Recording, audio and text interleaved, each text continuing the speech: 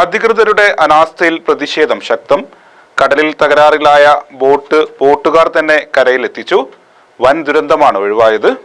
Shoppika weddings, the bridal legacy. പൊന്നാനിയിൽ നിന്ന് ഞായറാഴ്ച രാത്രി മത്സ്യബന്ധനത്തിനായി കടലിൽ പോയ മൈമൂൺ എന്ന ബോട്ട് തീരത്തുനിന്ന് 12 നോട്ടിക്കൽ മൈൽ അകലെ വെച്ച് എഞ്ചിൻ തകരാറിലാവുകയായിരുന്നു.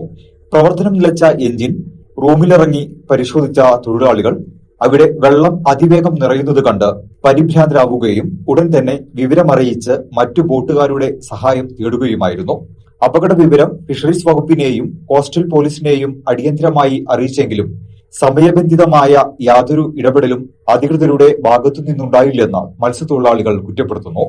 നേവിയെ വിവരമറിയിക്കാമെന്ന് ഫിഷറീസ് വകുപ്പ് ഉറപ്പു നൽകിയെങ്കിലും 6 മണിക്കൂറുകൾക്ക് ശേഷമാണ് നേവി സംഘം സ്ഥലത്തെത്തിയത്. തുടർന്ന് പൊന്നാനി ഹാർബറിൽ നിന്നും മറ്റു മത്സ്യബന്ധന ബോട്ടുകൾ പുറപ്പെട്ട് എത്തിയ ശേഷമാണ് തകരാറിലായ ബോട്ട് സുരക്ഷിതമായി കരയിലേക്ക് വലിച്ച് കെട്ടിയെത്തിക്കാൻ സാധിച്ചത്.